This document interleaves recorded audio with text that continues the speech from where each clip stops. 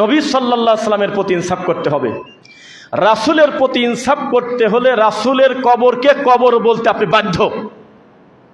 আবার খেয়াল করবেন, রাসূলের প্রতি যদি ইনসাফ করতে চান তার উম্মত হিসেবে আপনাকে প্রথমে বলতে হবে আমার নবী মারা গেছে, শেষ। এ কথা আপনার মানতে হবেই। দুই, আমার নবী মারা যাওয়ার পর দাফন হয়েছে, তার কবরটাকে কবরই বলতে হবে, বাড়াবাড়ি করা যাবে না। মুহাম্মদ সাল্লাল্লাহু আলাইহি ওয়াসাল্লাম গায়েব জানে না, এ কথা বলার ভিতরেই আমার নবীর সম্মান আছে। কিন্তু আপনি যদি তার প্রতি বেইনসাফ করেন তাহলে হবে কি, আমার সোনার নবীর রওজা মুবারক, আমার রাসূলের কদম মুবারক, আমার রাসূলের আপনার ওফাত মুবারক, বহু কিছু বলে এই মরা কথাটাকে তারা ঢেকতে চাচ্ছে। অথচ যার প্রতি কোরআন নাজিল হয়েছে তার নাম হলো মুহাম্মদ সাল্লাল্লাহু আলাইহি ওয়াসাল্লাম। তাকে ডাইরেক্ট বলতেছে, হে নবী, ইন্নাকা মাইয়িতুন ওয়া ইন্নাহুম মাইয়িতুন, তারাও মারা যাবে, আপনি